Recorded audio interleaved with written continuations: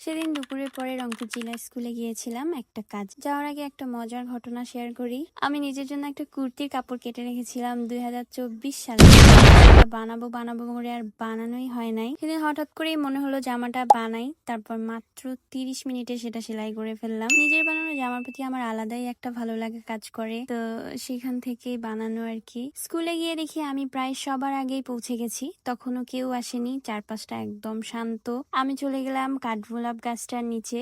এই গাছে প্রায় সারা বছরই ফুল থাকে, মানে আমি যখনই আসি তখনই ফুল পাই। এই জন্যই বললাম সারা বছরই মনে হয় ফুল থাকে এই গাছে। আমি কিছু কাঠগোলাপ কুড়াই নিলাম, গাছের নিচে অনেকগুলোই পড়েছিল।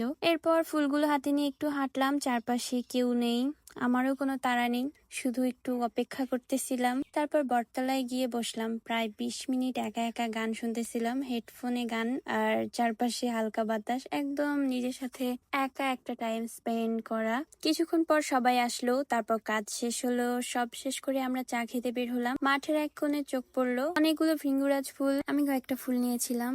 এরপর ওগুলো নিয়ে বের হইতে হইতে একটা শুকনো পাতা পাইছি, ওই পাতাটা দিয়ে মোড়াই নিলাম, একটা বুকের মতো হয়েছে।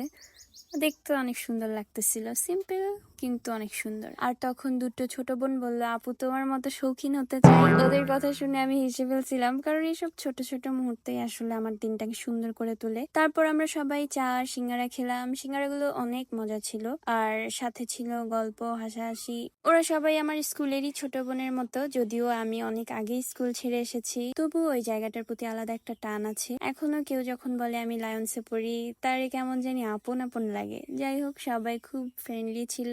তারপর ধীরে ধীরে যে যার বাসার দিকে চলে গেল।